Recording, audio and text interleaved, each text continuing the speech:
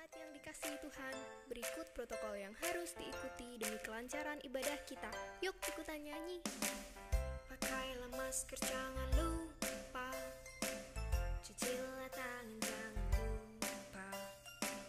Kalau masuk cek suhu dulu. Masuk lift jangan buru-buru. Di dalam lift jangan ngobrol. Salaman yuk dengan namaste. Bersimu tutup dengan lengan. Jangan ngobrol di ibadah ya. Saat pulang tak desakan ya. Patuhi prokesnya, patuhi prokesnya, patuhi prokesnya, demi kita bersama. Shalom, selamat sore saudara-saudara. Hari ini merupakan kesempatan yang indah bagi kita untuk bisa memperingati akan kenaikan Yesus Kristus ke surga. Karena dia dari surga, maka setelah melakukan tugasnya dan selesai secara tuntas, dia naik ke surga. Oleh karena itu kita bersyukur kalau Tuhan tidak membiarkan kita. Dia akan memberikan pengganti yang satu level, yaitu Roh Kudus. Oleh karena itu kesempatan yang indah jangan kita sia-siakan, agar supaya kita bisa menjadi alat di tangan Tuhan untuk memuliakan namanya. Mari kita akan sama-sama bangkit berdiri. Kita akan mengawali ibadah kenaikan Isa Masih ini. Kita serahkan sepenuhnya ke dalam tangan pimpinan Tuhan. Bahwasanya pertolongan kita datangnya dari Allah Bapa, Khalik langit bumi dengan segala isinya, yang memelihara dengan kasih setianya dan yang tidak pernah meninggalkan perbuatan tangannya. Turunlah ke atas saudara-saudara semua, anugerah dan sejahtera dari Allah Bapa dan Tuhan kita Yesus Kristus, sementara kita beribadah kepadanya. Amin. Shalom. Puji nama Tuhan. Selamat sore Bapak Ibu Saudara yang kasih Tuhan. Saya yakin dan percaya sore ini kita bersuka cita di dalam Tuhan. Amin. Karena kita punya Tuhan yang luar biasa. Dia tidak hanya mati di atas kayu salib, bangkit dan hidup, tapi dia naik ke surga, menyediakan tempat bagi kita semua. Biarlah pada sore hari ini kita mau naikkan syukur kita kepada Tuhan. Mulia, sembah Raja mulia. Karena hanya dialah Raja di atas segala Raja, yang layak untuk terima pujian dan sembah kita pada sore hari ini. Amin.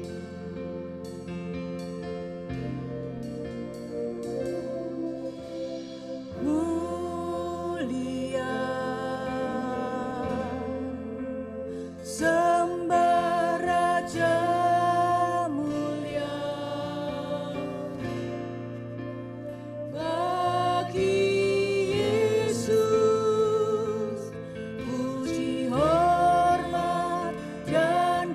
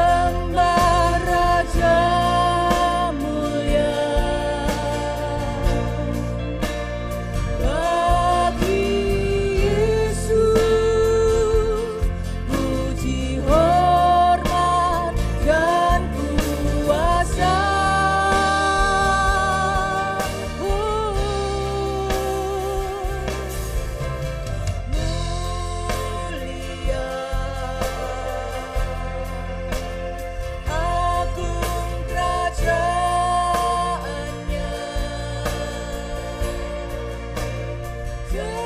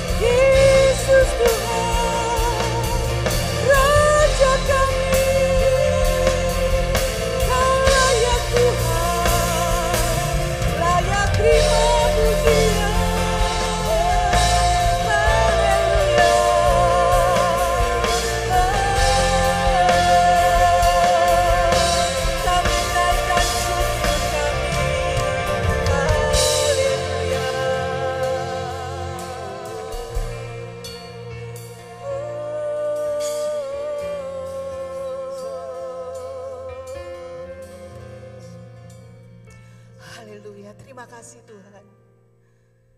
Sore ini adalah sore yang luar biasa. Karena kami punya Tuhan yang luar biasa. Engkau tidak hanya sekedar mati di atas kayu salib, bangkit, tapi Engkau hidup dan naik ke surga. Itulah Tuhan yang membuat kami bangga memiliki Engkau. Karena Engkau hidup, maka kami mempunyai harapan. Terima kasih Tuhan, terima kasih. Sore ini kami mau bersorak-sorai buat Engkau. Kami mau tinggikan Engkau. Kami mau agungkan Engkau, Raja di atas segala raja.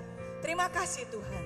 Kami mau mulai ibadah kami pada sore hari ini di dalam nama Tuhan kami Yesus Kristus. Haleluya. Amin. Saudaraku yang kasih Tuhan, mari kita semua umat pilihan Tuhan, kita masuk gerbangnya. Kita mau pujikan Dia, kita mau sorak-sorai buat Dia. Amin.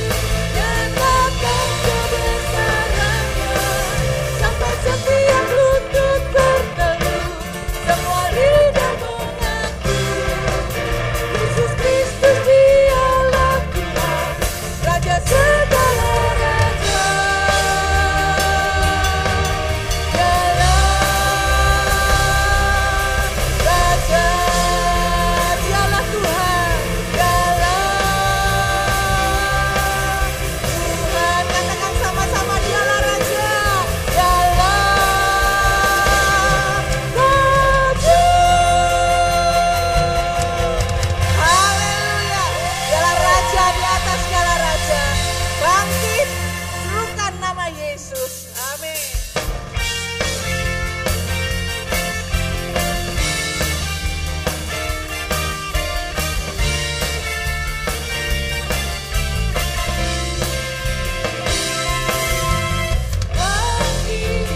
Serukan nama Yesus, Yesus, Yesus, maju nyatakan kuasa-Nya. Kita buat iblis kebetulan, kalahkan tipu dayanya. Dengan kuasa namanya, bangkit serukan nama Yesus, bangkit serukan nama Yesus, Yesus, Yesus, maju nyatakan kuasa-Nya. Kita buat iblis kebetulan, kalahkan tipu dayanya. Dengan kuasa namanya, hanya nama Yesus, nama Yesus, menara yang kuat.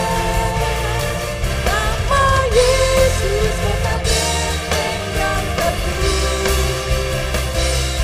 Nama Yesus, kalahkan semua musuh. Nama Yesus, di atas segalanya. Mari, Bapak Ibu Saudara kasih Tuhan, bangkit serukan nama Yesus, maju nyatakan kemuliaan-Nya. Bangkit serukan nama Yesus, katakan Yesus, Yesus, maju nyatakan kuasa-Nya. Kita buat iblis gemetar dan kita kalahkan tipu dayanya. Kalahkan tipu daya dengan apa, saudara? Dengan kuasa namanya, nama Yesus, menara yang kuat. Nama Yesus, kota benteng yang teguh. Nama Yesus, kalahkan semua musuh. Nama Yesus, di atas segalanya. Katakan nama Yesus, dialah menara yang kuat. Amin. Menara yang kuat. Nama Yesus, kota benteng yang teguh. Nama Yesus, kalahkan semua musuh. Nama Yesus, di atas segalanya.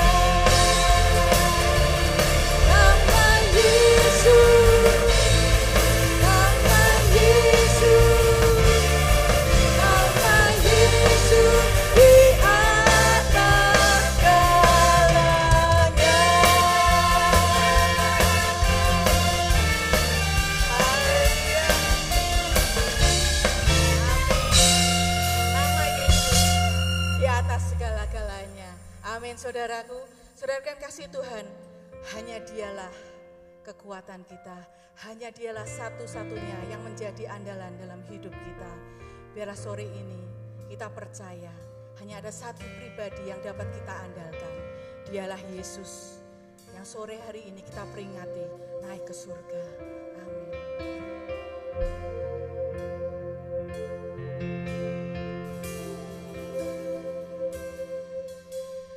Kau Tuhan jadi andalanku, hanya Kau Tuhan yang ku percaya. Di saat aku sudah tak mampu, hanya Yesus sanggup melakukannya. Mari katakan, aku percaya.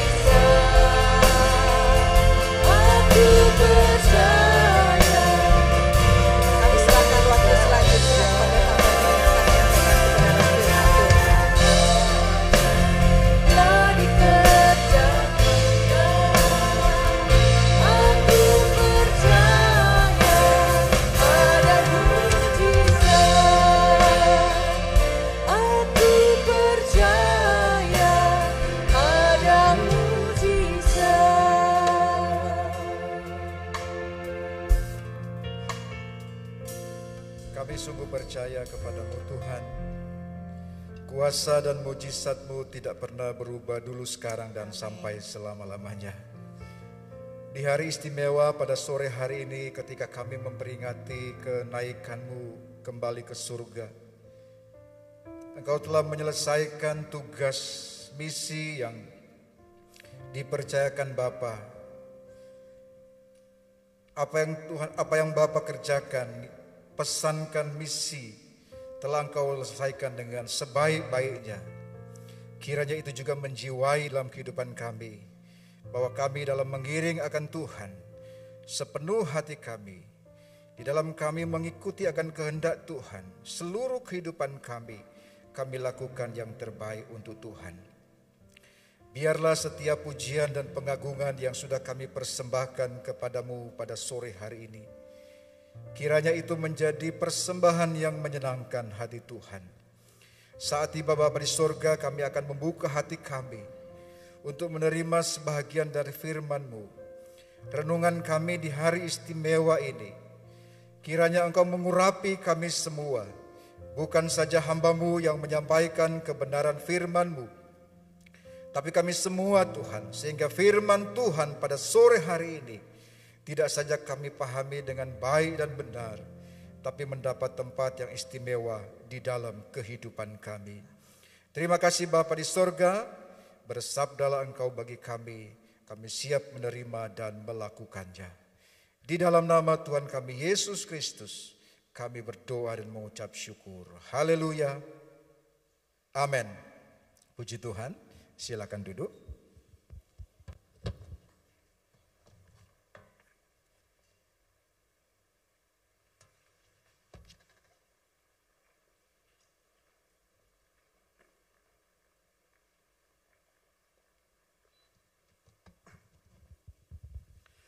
Shalom. Ya, puji Tuhan, kita bersyukur sore hari ini kita diberikan waktu dan kesempatan oleh Tuhan sehingga kita bisa bertemu satu dengan yang lain dalam memperingati hari kenaikan Yesus Kristus ke surga. Kita perlu bersyukur karena tidak semua gereja bisa melakukan seperti yang kita lakukan pada sore hari ini. Baik Bapak Ibu Saudara yang kasih dalam Tuhan, dalam rangka memperingati hari kenaikan Yesus Kristus ke surga, maka renungan pada sore hari ini ya berkaitan dengan hal itu. Saya mengajak kita untuk membuka firman Tuhan atau membacanya dalam Kisah Para Rasul pasal yang pertama. Saya akan membaca ayat yang pertama dan ayat yang kedua. Kisah Rasul pasalnya yang pertama, ayat 1 dan ayat yang kedua. Demikian firman Tuhan. Hai Theophilus, dalam bukuku yang pertama aku menulis tentang segala sesuatu yang dikerjakan dan diajarkan Yesus sampai pada hari ia terangkat. Sebelum itu, ia telah memberi perintahnya oleh Roh Kudus kepada rasul-rasul yang dipilihnya. Bapak Ibu Saudara yang kekasih di dalam Tuhan, sebelum Tuhan Yesus naik ke surga, kembali, saya lebih suka menggunakan istilah kembali ke surga karena memang dari sana tempatnya. Sebelum Tuhan Yesus kembali ke surga, dia meninggalkan perintah kepada murid-muridnya. Tentu kita sebagai muridnya termasuk kepada kita juga perintah itu. Seperti yang kita baca pada sore hari ini. Nah tentu kita bertanya, perintah apa yang dia tinggalkan, yang dia sampaikan sebelum Tuhan Yesus kembali ke surga. Kalau kita melihat di bagian-bagian akhir dari kitab-kitab Injil, baik Injil Matius sampai Injil Yohanes, kita akan menemukan di situ. Oleh sebab itu saya mengambil dari satu kitab Injil saja, yaitu di dalam Injil Markus pasal yang ke-16. Injil Markus pasal yang ke-16, saya akan membaca ayat 15 sampai ayat yang ke-19. Kita akan menemukan perintah yang Yesus sampaikan kepada murid-muridnya. Markus 16 ayat 15 dan seterusnya. Lalu Yesus berkata kepada mereka itu murid-muridnya, pergilah ke seluruh dunia, beritakanlah Injil kepada segala makhluk. Siapa yang percaya dan dibaptis akan diselamatkan, tetapi siapa yang tidak percaya akan dihukum. Tanda-tanda ini akan menyertai orang-orang yang percaya. Mereka akan mengusir setan-setan demi namaku. Mereka akan berbicara dalam bahasa-bahasa yang baru bagi mereka. Mereka akan memegang ular, dan sekalipun mereka minum racun maut, mereka tidak akan mendapat celaka. Mereka akan meletakkan tangannya atas orang sakit, dan orang itu akan sembuh. Sesudah Tuhan Yesus berbicara demikian kepada mereka, terangkatlah ia ke surga, lalu duduk di sebelah kanan Allah. Jadi, Bapak Ibu sekalian dalam Tuhan, sebelum Yesus kembali ke surga, Tuhan Yesus meninggalkan perintah kepada murid-muridnya. Ingat, yang Yesus sampaikan itu adalah perintah, bukan himbauan, perintah. Apa bedanya perintah dengan himbauan? Kalau perintah itu sifatnya wajib, mesti dilakukan tepat seperti yang diperintahkan, itu perintah. Kalau himbauan, ya boleh dilakukan, boleh juga enggak. Itu bersifat sukarela. Misalnya jangan membuang sampah sembarangan, itu bukan perintah himbauan. Orang bisa buang sampah tanpa diapa-apain. Tergantung kesadarannya. Kalau perintah, apabila tidak dilakukan, maka ada hukumannya. Ada sanksi yang akan dikenakan kepada pelanggar perintah itu. Kalau himbauan tidak ada. Karena tergantung kepada kerelaan hati. Sedang perintah itu sifatnya wajib, bukan sukarela. Sifatnya wajib. Harus dilakukan tepat seperti yang diperintahkan. Nah, Alkitab mengatakan kepada kita bahwa sebelum Yesus kembali ke surga, dia meninggalkan perintah. Perintah apakah itu? Yang sudah saya bacakan tadi dalam Injil Markus pasal yang ke-16 tadi. Perintahnya jelas, yaitu beritakan Injil. Sebelum Yesus kembali ke surga, setelah dia selesai menugaskan tugas pelayanan yang dimisikan kepadanya, dia meninggalkan perintah kepada murid-muridnya. Dan perintahnya jelas, yaitu beritakanlah Injil. Nah, beritakanlah Injil ini sama dengan Matius pasal 28 ayat 19, yaitu jadikanlah semua bangsa muridku. Sama juga dengan ajarlah mereka melakukan segala sesuatu yang kuperintahkan kepadamu. Jadi Bapak Ibu Saudara yang kasih dalam Tuhan, gereja didirikan oleh Tuhan Yesus dengan satu misi yang jelas, yaitu memberitakan Injil. Karena tugas inilah, maka gereja itu ada. Karena merespon perintah dari Tuhan Yesus yang dia sampaikan sebelum dia kembali ke surga, maka gereja itu ada. Gereja ada untuk melaksanakan perintah Tuhan Yesus. Apa perintah itu? Memberitakan Injil. Jadi, memberitakan Injil adalah sesuatu yang paling penting, paling esensi, atau boleh saya katakan sebagai jantung dari gereja itu. Oleh sebab itu, kalau gereja tidak memberitakan Injil, maka dia kehilangan esensinya, maka dia kehilangan jantungnya. Kalau manusia sudah tidak ada jantung, tidak bisa disebut manusia. Dia pasti tidak hidup, pasti mati. Demikian juga kalau gereja kehilangan esensinya, kehilangan jantungnya, maka gereja itu mati, bukan gereja lagi itu.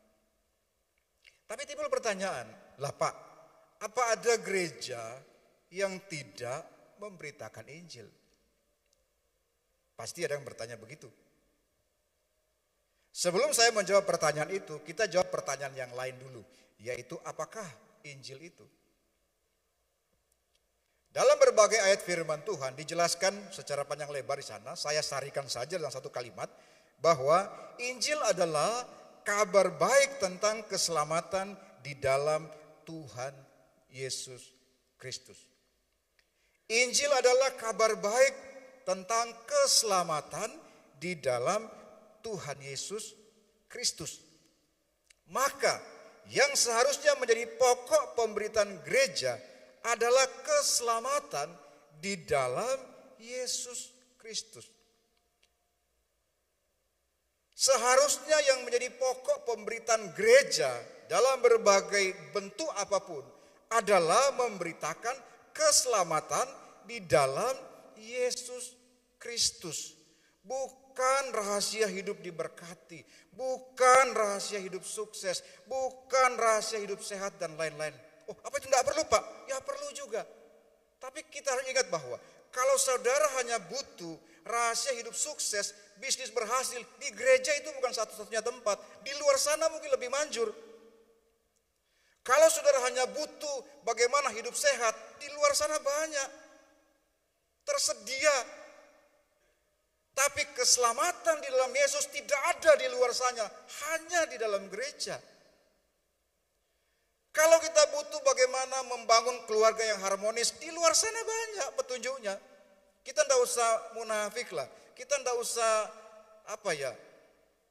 memangnya kalau orang bukan Kristen rumah tangganya berantakan. Memangnya orang kalau bukan Kristen bisnisnya hancur. Memangnya orang kalau bukan Kristen dia sakit-sakitan melulu. Kan tidak, di luar sana kan banyak orang yang bukan Kristen berhasil bisnisnya. Di luar sana kan banyak orang bukan Kristen rumah tangganya harmonis. Di luar sana kan banyak orang yang bukan Kristen sehat walafiat itu. Kita tidak boleh juga menutup mata dengan fakta itu. Gereja tidak berhenti di situ. Apakah itu tidak penting? Oh penting, Pak. Tapi itu bonusnya. Bukan itu pokok gereja berdiri. Gereja ada untuk memberitakan Injil, yaitu keselamatan di dalam Yesus Kristus. Nah, yang lain-lainnya itu bonusnya saja, bukan pokok. Soal bagaimana kita membina rumah tangga yang harmonis, soal bagaimana kita diberkati oleh Tuhan dalam bisnis segala macam, itu hanya bonusnya, bukan itu pokok pemberitaan gereja. Gereja pokoknya adalah memberitakan keselamatan di dalam Yesus Kristus. Maka seluruh kegiatan gereja, seluruh aktivitas gereja dalam berbagai bentuk dan pelayanan harus bermuara di situ. Bagaimana membawa Injil, bagaimana membawa kabar keselamatan ini kepada orang yang belum percaya supaya mereka mendengar, mereka percaya kepada Tuhan. Apapun bentuk yang kita lakukan selalu bermuara kepada satu itu. Karena ini merupakan jantungnya gereja, maka seluruh aktivitas pelayanan gereja harus bermuara kepada satu hal, adalah bagaimana membawa kabar keselamatan kepada orang yang belum percaya kepada Yesus. Dalam berbagai bentuk, apapun bentuk kegiatan itu. Entah ibadah, entah seminar, entah kegiatan-kegiatan yang lain. Pokoknya apa saja yang dilakukan oleh gereja harus bermuara di situ. Yaitu bagaimana membawa kabar keselamatan di dalam Yesus Kristus kepada mereka yang belum percaya.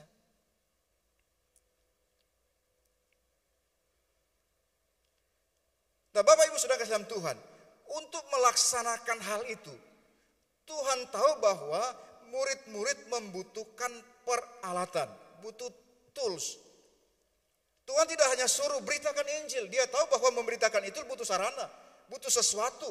Maka kita baca tadi, di dalam Markus 16 tadi, untuk melaksanakan perintahnya itu Tuhan memperlengkapi murid-muridnya dengan perlengkapan, peralatan apapun kita bisa sebut.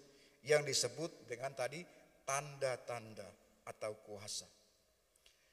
Tanda-tanda ini atau kuasa ini sebagai alat yang Tuhan berikan kepada murid-muridnya supaya mereka bisa melakukan tugas atau perintah yang disampaikan kepada mereka. Karena Tuhan tahu tanpa itu mereka tidak bisa. Tidak bisa. Apa tanda-tanda itu? Tadi sudah kita bacakan. Mereka mengusir setan demi namaku. Saya berhenti di situ saja dulu. Yang lain-lain nanti. Salah satu peralatan yang Tuhan berikan kepada murid-muridnya kepada orang yang percaya kepadanya, termasuk kepada saya dan saudara, adalah kemampuan membungkam setan itu. Bapak Ibu saudara dalam Tuhan, peralatan yang Tuhan berikan kepada kita, tanda atau kuasa yang Tuhan berikan kepada orang percaya, itu bukan semacam aksesoris Kristen begitu, yang kita pakai lalu kita pamer-pamerkan. Bukan begitu. Tapi itu adalah alat perang. Kalau seorang prajurit dia diutus untuk berperang, dia pasti diperlengkapi. Tidak saja ilmu berperang, tapi juga perlengkapan perang. Dan ketahuilah Bapak Ibu Saudara, semakin canggih peralatan yang dibawa oleh prajurit itu, maka itu menunjukkan bahwa musuh itu luar biasa. Semakin canggih peralatan yang mereka bawa, itu menunjukkan bahwa musuh yang mereka hadapi itu tidak main-main. Kalau menghadapi musuh yang kecil, tidak usah bawa meriam, tidak usah bawa tank yang besar-besar, tidak usah bawa pasukan tempur, tidak perlu. Cukup seadanya.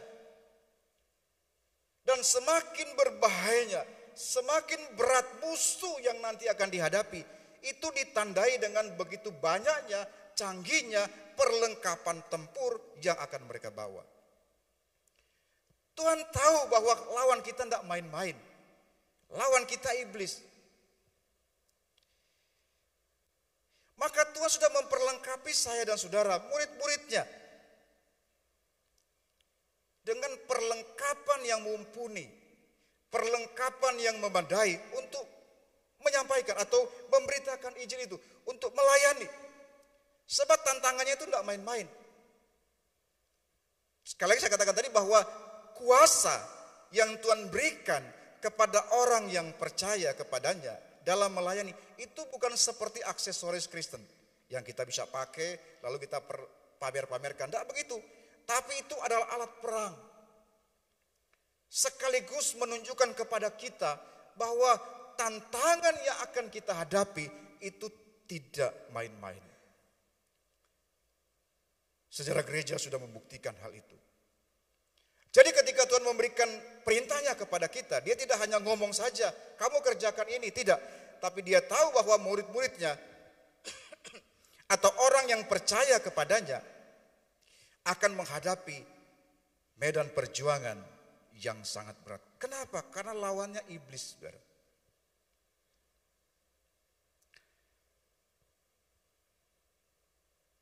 Kalau lawannya pemerintah, penguasa dunia, itu gampang dikalahkan.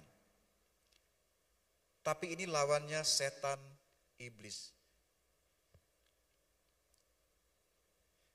Bapak Ibu Saudara mungkin tidak ingat bahwa setan itu punya dua keunggulan.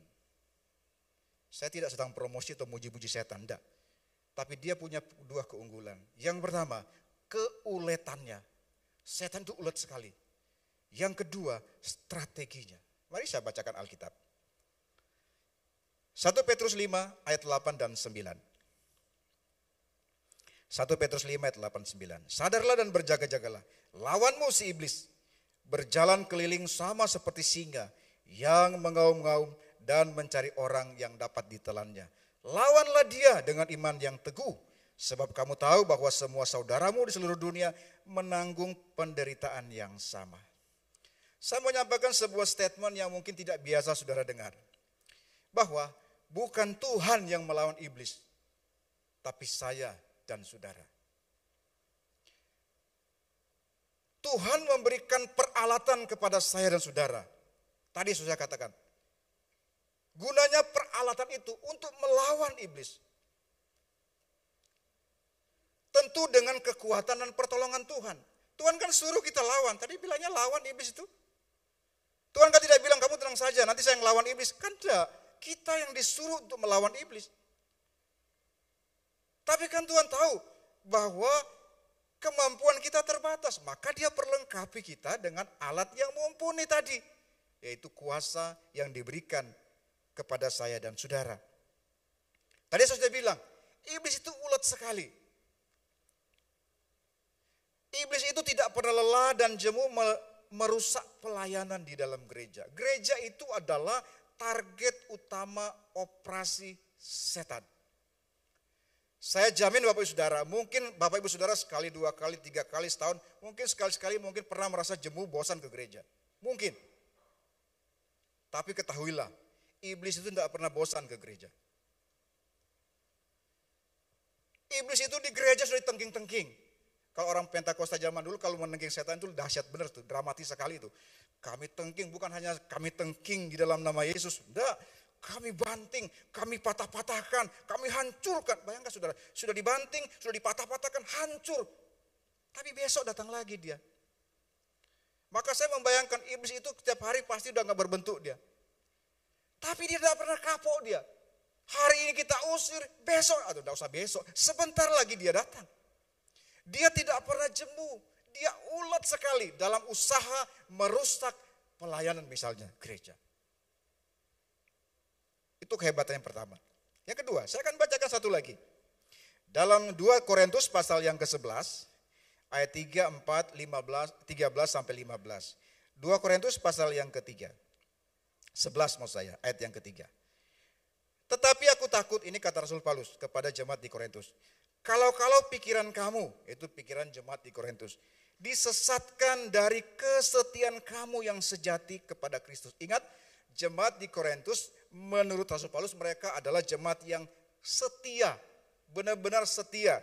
Kesetiaan yang kamu yang sejati, ini berarti setianya tenanan. Sama seperti Hawa diperdayakan oleh ular itu dengan kelicikannya.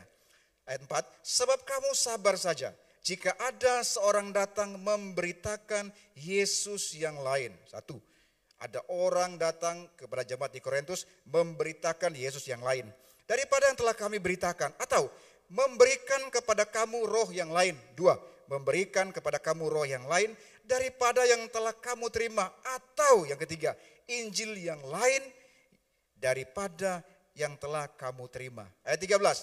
Sebab orang-orang itu, siapa orang-orang itu? Tadi itu yang menawarkan Yesus yang lain, Injil yang lain. Sebab orang-orang itu adalah rasul-rasul palsu, pekerja-pekerja curang yang menyamar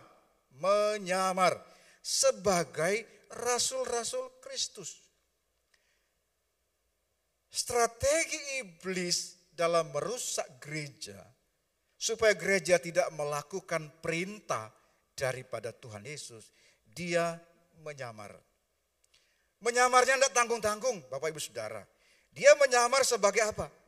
Sebab orang-orang itu, berarti orang yang menyamar ini, pelayan-pelayan iblis yang menyamar, adalah rasul-rasul palsu, pekerja-pekerja curang, yang menyamar sebagai rasul-rasul Kristus. Iblis bisa menyamar, atau orang-orang yang dipakai oleh kuasa kegelapan bisa menyamar di gereja dalam segala manifestasinya. Kita tidak sampai situ, berarti ada lagi ayat 14. Hal itu tidak usah mengherankan. Hal apa yang penyamaran tadi? Sebab iblis pun menyamar sebagai malaikat terang. Jadi bukanlah suatu hal yang ganjil jika pelayan-pelayannya menyamar sebagai pelayan-pelayan kebenaran. Ini strategi yang harus diwaspadai dari kuasa kegelapan untuk menghambat pelayanan gereja. Bapak Ibu Saudara kasih Tuhan, perlu kita ketahui bahwa tidak ada satu tempat pun di alam semesta ini yang iblis tidak bisa masuk. Tidak ada. Kita menemukan fakta dan data, iblis ada di Taman Eden. Ketika dia menggodai Hawa, lalu kemudian mencobai Adam dan Hawa. Iblis ada di sorga, menurut kitab Ayub. Kalau iblis bisa ada di tempat-tempat seperti itu, lalu apa sulitnya iblis untuk di gereja? Kalau iblis bisa ada di Taman Eden, Bapak Ibu tahu Taman Eden itu apa? Bukan sekedar taman penuh dengan bunga-bunga, tapi adalah sebuah tempat di mana Adam bertemu dengan Tuhan. Adam bersekutu dengan Tuhan. Sebuah tempat yang tidak ada dosanya, sebuah tempat yang suci, sebuah tempat yang kudus. Ada iblisnya di situ, dia bisa ke situ. Eden merupakan sebuah tempat perjumpaan Adam dengan Tuhan. Pernah saya katakan bahwa dosa itu terjadi justru di tempat yang tidak ada dosanya. Dosa itu awalnya terjadi di tempat yang tidak ada dosanya. Di Taman Eden. Lalu kitab Ayub kita menemukan ketika Tuhan bertemu dengan orang-orang atau kelompok yang percaya kepadanya dengan segala macam makhluk ilahi, iblis juga ada di situ. Jadi tidak ada tempat di dunia ini yang iblis tidak bisa masuk. Kenapa tanda-tanda ini menempati urutan pertama dari yang Yesus berikan kepada murid-muridnya? Tadi kan dikatakan, tanda tadi kan menyertai kamu itu apa? Kamu akan mengusir setan-setan demi namaku. Kenapa itu yang pertama bukan yang belakangan? Karena Tuhan tahu, selama setan itu tidak diusir, maka yang belakang-belakangnya itu tidak akan terjadi. Karena ini biang kerok dari semua yang menghambat pelayanan di dalam gereja. Yang menghambat gereja tidak berkembang. Yang menghambat gereja tidak fokus kepada apa yang harusnya menjadi tugas pokok pelayanan gereja. Maka pada sore hari ini saya mengajak kepada kita untuk mewaspadai ya strategi yang biasanya digunakan oleh iblis supaya gereja tidak melaksanakan memberitakan Injil dengan benar, dengan tepat seperti yang Tuhan kehendaki. Yang pertama, strategi yang biasa dipakai iblis yang dia lakukan di dalam pelayanan gereja adalah iblis akan membuat atau memperlihatkan atau membuat kesan bahwa dia seolah-olah ada lawan yang lemah. Oh, iblis gampang kok, dalam nama Yesus selesai. Sehingga kita, apa kalau kita menganggap iblis itu gampang? Maka pertahanan kita itu lemah. Tapi saudara, saya pernah membaca buku ya mengenai strategi berperang di situ. Ya, bukunya tidak hanya itu, tapi disinggung gitu. Salah satu cara lawan untuk mengelabui musuh adalah dengan membuat musuh itu mengira dia lemah. Mereka tidak punya persenjataan yang canggih. Membuat mereka itu seolah-olah mudah dikalahkan. Membuat mereka seolah-olah itu gampang ditaklukkan begitu. Sehingga apa? Karena musuh merasa bahwa mereka ini lemah, tidak punya persenjataan yang kuat, tentaranya mungkin juga sedikit, juga kurang terlatih barangkali. Sehingga musuh gampang saja datang, wah itu mah tidak usah banyak-banyak, bawa tentara ke sana, bawa sekian cukup. Senjatanya tidak usah banyak-banyak, tidak usah canggih-canggih. Tapi apa terjadi? Secara diam-diam mereka mempersiapkan strategi. Sehingga ketika musuh datang dengan entengnya, dengan anggapan bahwa mereka ini mudah untuk dikalahkan, musuhnya akan terkejut. Kenapa? Mereka tidak mengira ternyata lawan yang mereka hadapi itu punya senjata yang canggih, punya pasukan yang banyak, bahkan punya strategi perang. Itu yang kadang dipakai oleh iblis. Iblis akan memperlihatkan bahwa dia adalah lawan yang lemah. Bapak Ibu Saudara, janganlah percaya kalau kita menganggap iblis itu seperti gambar-gambar di kartun komik itu, ya, yang wajahnya hitam, rambutnya gondrong, ada tanduknya mungkin 2 atau 3. Kalau iblis seperti itu, tidak ada orang yang mau jadi pengikut setan, tidak ada.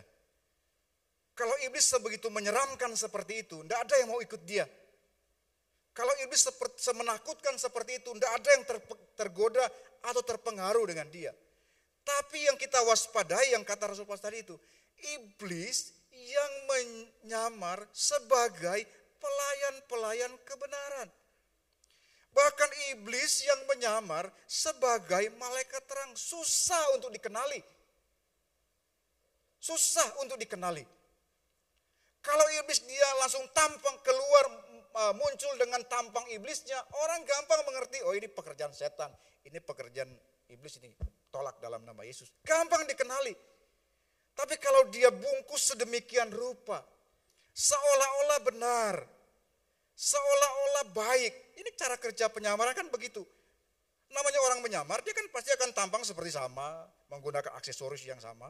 Kalau Bapak Ibu nonton film atau apalah, spionase begitu, dia akan menyerupai seperti yang akan dia tuju begitu.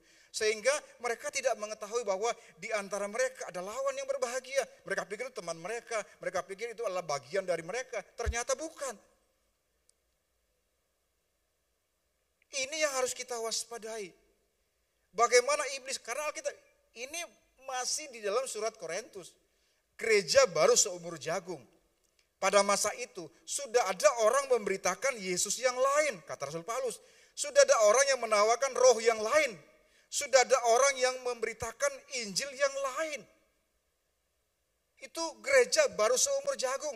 Rasul-rasul masih hidup. Apalagi sekarang.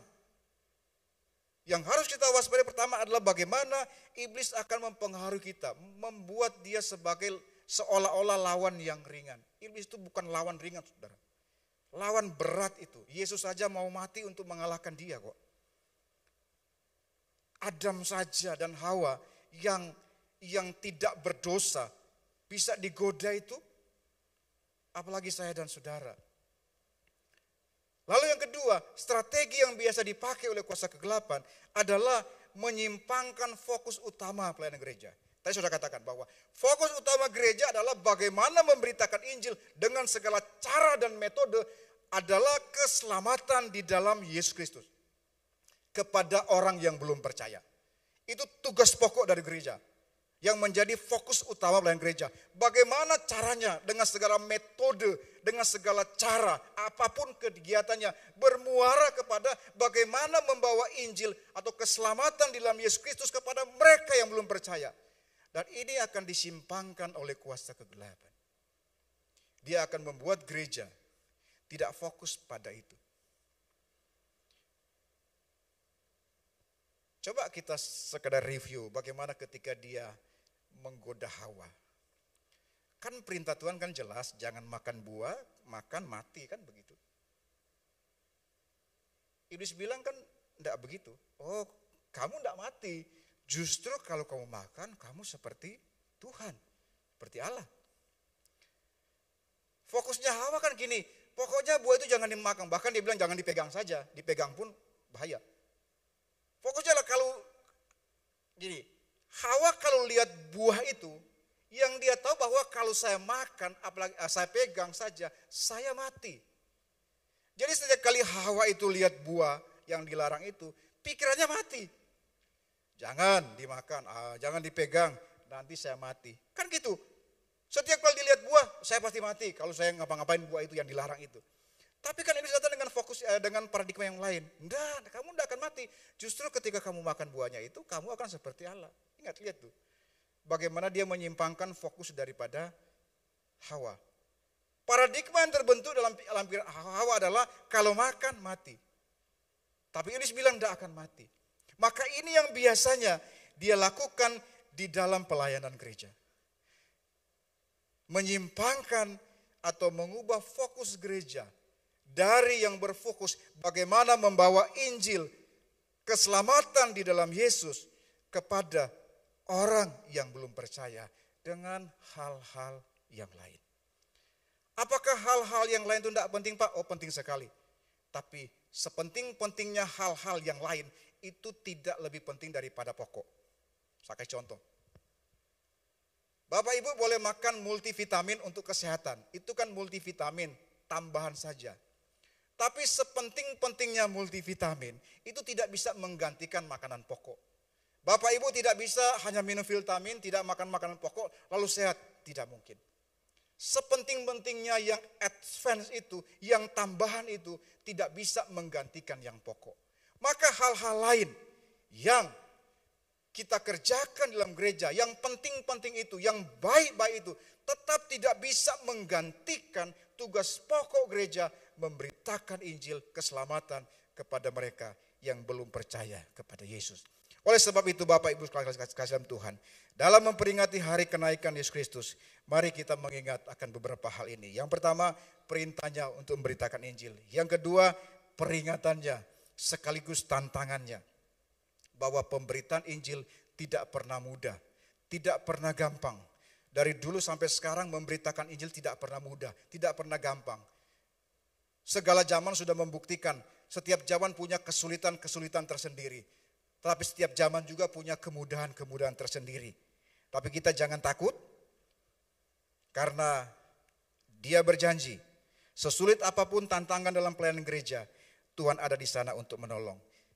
Yang dilakukan gereja hanya satu, sebagaimana yang dicatat dalam dalam Markus pasal 16 ayat 20.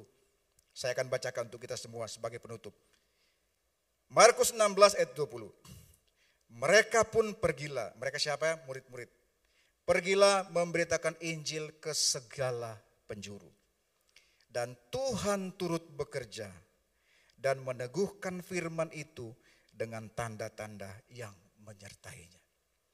Jadi kalau kita mau melihat Tuhan turut bekerja, mau melihat tanda-tanda yang menyertai pelayanan gereja, kita harus melaksanakan perintahnya dengan baik dan benar. Memberitakan Injil berapapun harganya, apapun tantangannya, Tuhan beserta dengan kita. Amin. Tuhan Yesus memberkati kita semua. Mari kita berdoa. Terima kasih Bapa di sorga. Di momen yang istimewa ini kami memperingati kenaikan atau kembalinya Engkau ke surga. Sekaligus kami mengingat kembali perintah-Mu, amanat agung-Mu yang harus kami kerjakan di dalam hidup kami sebagai murid-murid-Mu. Bapa di surga, terus tumbuh kemakan semangat berkobar-kobar itu buat kami seluruh sidang jemaat-Mu. Apapun bagian pelayanan kami di gereja kami bermuara kepada satu hal, bagaimana membawa kabar baik, Injil keselamatan, supaya orang yang belum mengenal Engkau, mereka boleh mengenal Engkau. Yang belum percaya kepadamu, mereka boleh percaya kepadamu, sehingga banyak jiwa yang diselamatkan. Terima kasih Bapa di surga, kami pun sudah Engkau perlengkapi dengan tanda, dengan peralatan yang memadai, peralatan yang mumpuni, untuk melaksanakan misi atau perintah Tuhan. Sebab itu kami tidak perlu takut, sebab itu kami tidak perlu gentar, seberat apapun tantangan yang kami hadapi, siapapun yang kami hadapi, kuasa kegelapan dengan segala manifestasinya yang kami hadapi. Tapi kami tahu Tuhan ada di sana, menolong kami, memperlengkapi kami, supaya kami hidup sesuai dengan kehendak-Mu, dan menjadi pelaku-pelaku firman-Mu. Terima kasih Bapa di dalam surga, kami sudah terima firman-Mu. Engkau meteraikan, jelaskan lebih luas, lebih jauh sesuai pola pikir dan pengertian kami, agar apa yang kami terima pada sore hari ini memberkati kehidupan kami semua. Terima kasih Bapa. Dalam nama Tuhan Yesus Kristus kami berdoa dan mengucap syukur. Haleluya. Amin. Selamat memperingati hari kenaikan Tuhan Yesus Kristus, dan kita akan dengarkan beberapa pengumuman. Saya persilakan.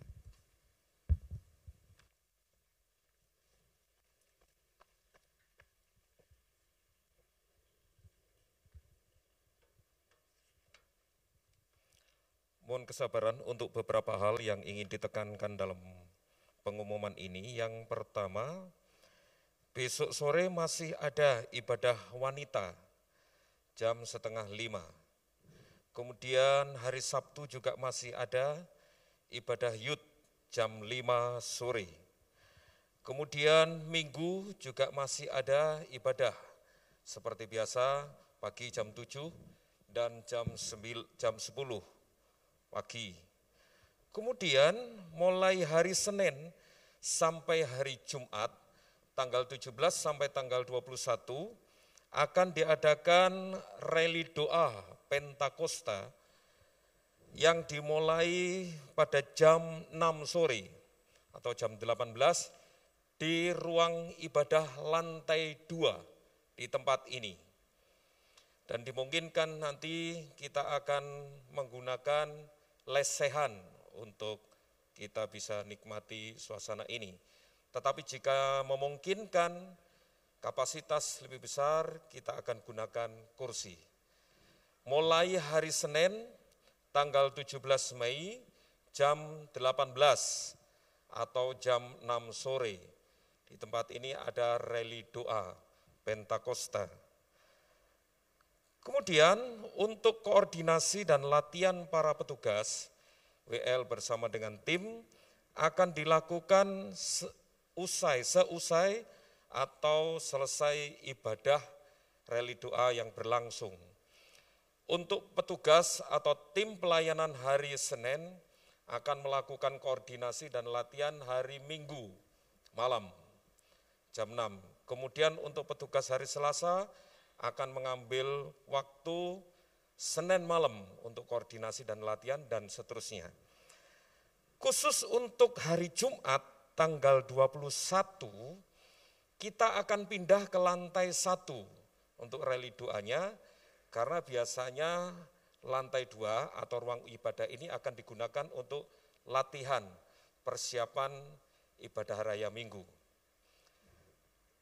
Ya, sampai nanti tanggal 23 Mei kita akan kembali merayakan Pentakosta dalam ibadah raya. Itu saja yang dapat disampaikan. Berkenaan dengan acara rally doa Pentakosta ini, mohon kepada ibadah-ibadah seksi yang ada, yaitu ibadah seksi pria dan wanita, tetap bergabung dengan acara rally doa ini. Itu saja yang dapat disampaikan. Terima kasih untuk perhatiannya. Tuhan Yesus memberkati. Waktu selanjutnya saya serahkan kepada Pak Gembala.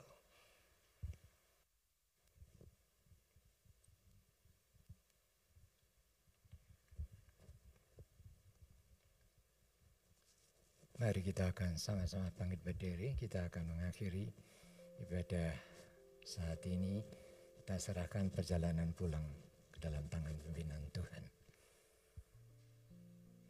Kami bersyukur Tuhan kepadamu untuk kesempatan yang indah yang Tuhan masih berikan kepada kami, di mana kami bisa memperingati akan naiknya Engkau ke surga.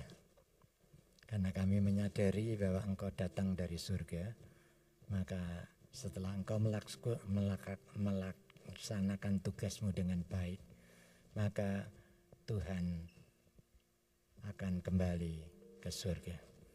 Tetapi Engkau tidak membiarkan kami piatu. Engkau memberikan Roh Kudus yang memberikan kekuatan kepada kami, menjaga, melindungi kami di dalam segala hal. Tuhan, ajar kepada kami untuk melaksanakan apa yang Tuhan perintahkan, yaitu amanat agung yang seringkali kami lupakan. Tetapi hari ini kebenaran firman-Mu memberikan pencerahan kepada kami untuk kami bisa melakukan apa yang Tuhan perintahkan, supaya kami bisa menjadi alat di tangan Tuhan untuk memberitakan kabar keselamatan kepada setiap orang yang mau percaya kepada Engkau. Terima kasih Tuhan, kiranya Engkau sendiri yang akan menanamkan kebenaran firman yang sudah kami terima pada hari ini menjadi kekuatan dan berkat bagi kami semua yang hadir. Sekarang saudara-saudara, mari kita akan berdoa untuk saudara-saudara kita yang menghadapi masalah, persoalan, sakit, penyakit. Kiranya Tuhan sendiri yang akan menyatakan kasih, kuasa dan pertolongan-Mu.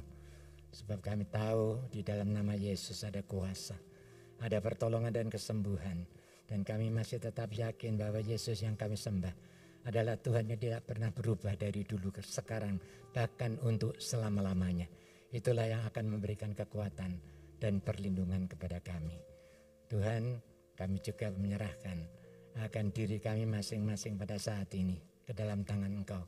Nyatakan kasih, kuasa dan pertolongan-Mu, sebab kami tidak akan mampu melawan kuasa-kuasa kegelapan pada saat-saat ini tanpa kehadiran Roh Kudus di dalam hidup kami. Karena itu kami sangat membutuhkan akan kuasa Roh Kudus itu di dalam hidup kami masing-masing, supaya kami mampu dan bisa mengalahkan kuasa-kuasa kegelapan yang akan mengganggu dan mencoba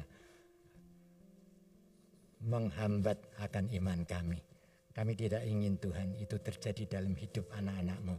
Kekuatan dan kemenangan akan Engkau jamin di dalam orang-orang yang percaya kepada Engkau. Terima kasih Tuhan. Hari ini kami boleh menyerahkan diri kami. Apabila sebentar kami akan berpisah satu dengan yang lain untuk pulang ke rumah kami masing-masing. Biarlah berkat damai sejahtera dari Allah Bapa, kasih setia dan rahmat dari Tuhan Yesus Kristus, serta persekutuan Roh Kudus akan tetap tinggal dan menyertai di dalam kehidupan saudara semua, mulai petang hari ini dan sampai selama-lamanya. Amin.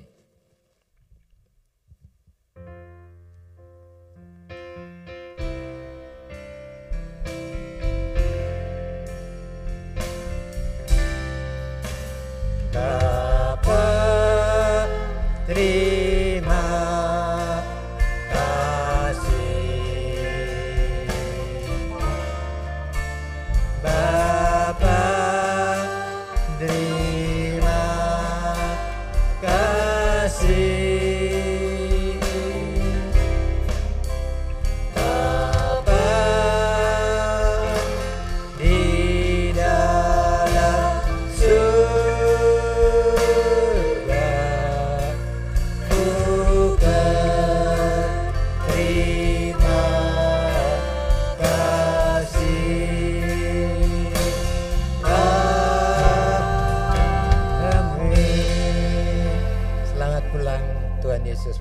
memberkati kita semua.